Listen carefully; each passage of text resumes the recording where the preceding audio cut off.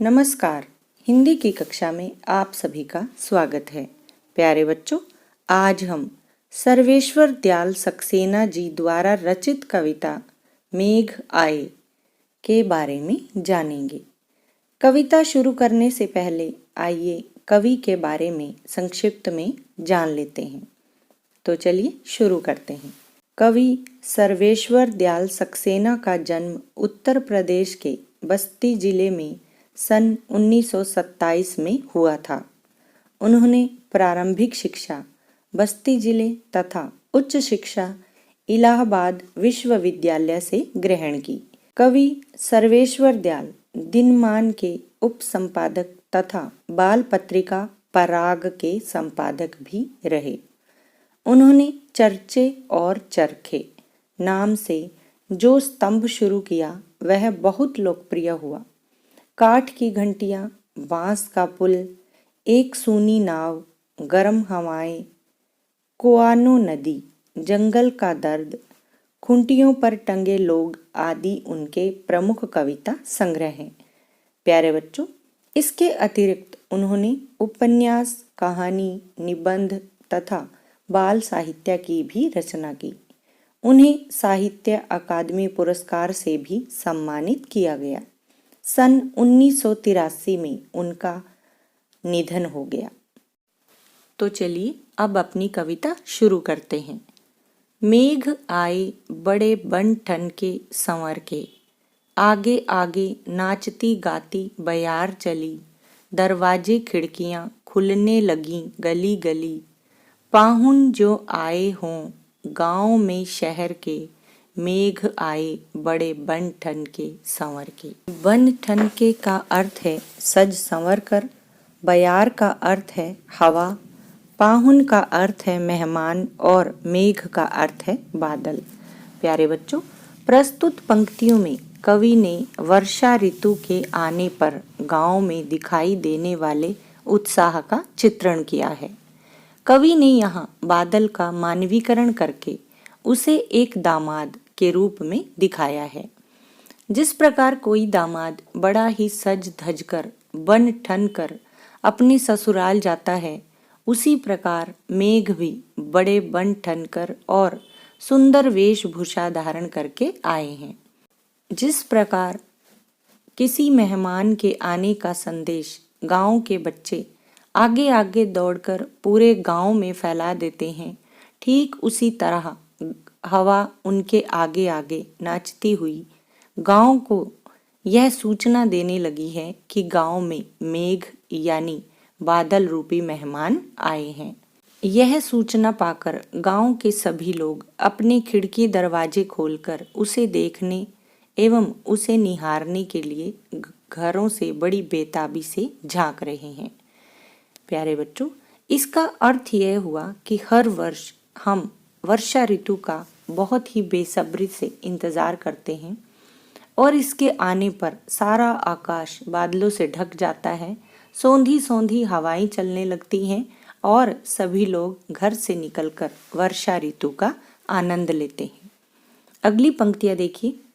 पेड़ झुक झांकने लगे गर्दन उचकाए, आंधी चली धूल भागी घाघरा उठाए, बांकी चितवन उठा नदी ठिठकी घूंघट सर के, मेघ आए बड़े बन ठन के संवर के।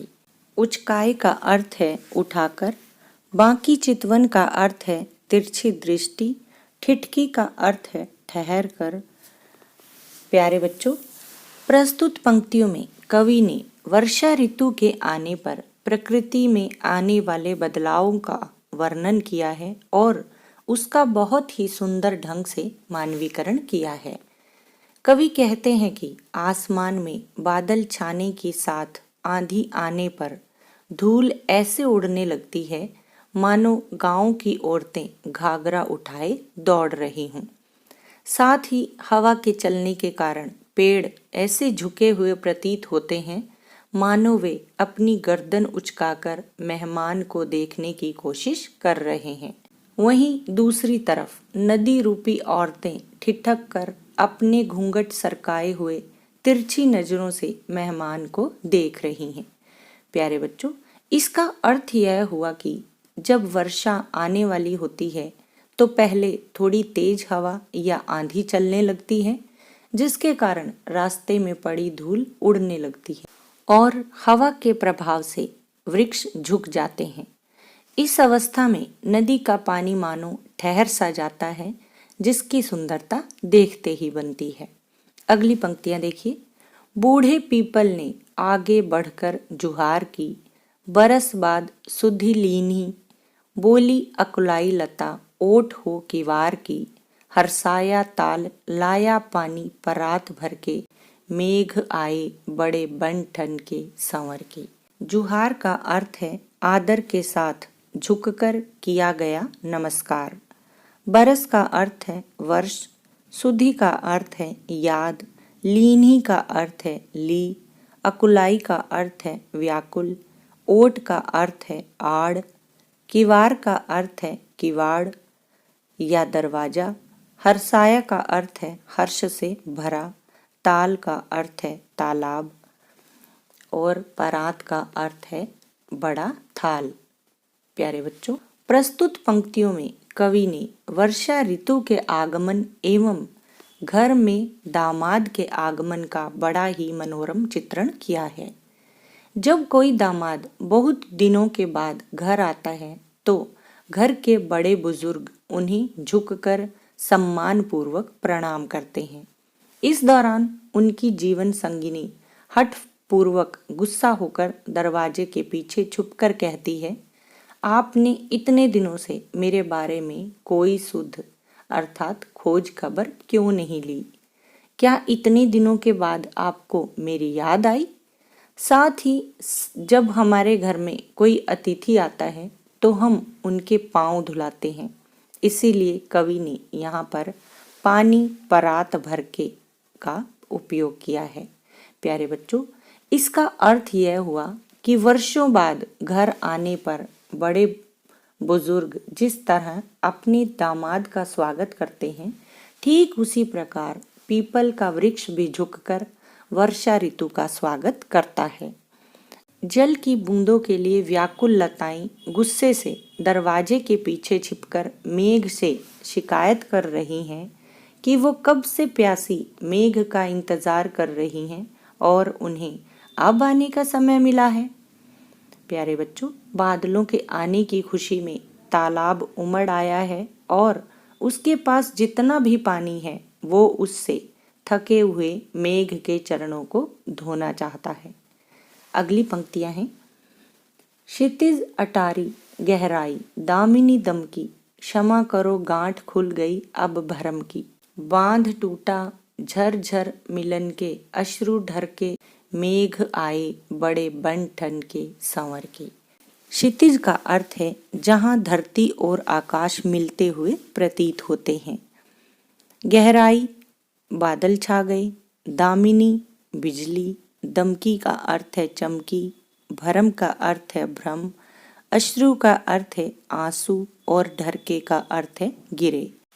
प्यारे बच्चों, प्रस्तुत पंक्तियों में कवि कहते हैं कि अब मेघ क्षितिज रूपी अटारी पर पहुंच गए हैं। मेघों के आ जाने पर बिजली चमक उठी है, अर्थात मेहमान को देखकर नायिका खुशी से भर उठी है। धरती रूपी नायिका मानो मेघों से कह रही है कि क्षमा कर दो। अभी तक हम समझ रहे थे कि मेघ नहीं बरसेंगे, पर अब यह भ्रम टूट गया है। मेघों और धरती के बीच की रुकावट समाप्त हो गई है। मेघ झरझर करके बरसने लगे, धरती और मेघों का मिलन हो गया है। इसी प्रकार अतिथि और नायिका का भी मिलन हो गया है। उनकी आंखों से खुशी के आंसू बहने लगे हैं। प्यारे बच्चों, इन पंक्तियों में कवि कहते हैं कि पूरा आसमान बादलों से ढक चुका है और बिजली चमकने लगी है। इससे हमारे मन की ये आशंका दूर हो गई है कि वर्षा नहीं होगी। इस विचार के साथ ही बादलों से बरसात होने लगती है और इस तरह जल बरसाते हुए बादल आकाश में बहुत ही सुंदर लग रहे हैं। काव्य सौंदर्य देखिए। कवि ने मेघों के आने पर प्रकृति में होने वाले परिवर्तन का सजीव चित्रण किया है। प्यारे बच्चों, कविता की भाषा सरलता एवं सरसता से परिपूर्ण है। इस कविता में अनुप्रास, उपमा, रूपक एवं मानवीकरण अलंकारों का प्रयोग करके कवि ने काव्य सौंदर्य में बढ़ोतरी की है। आज के लिए बस इतना ही। धन्यवाद।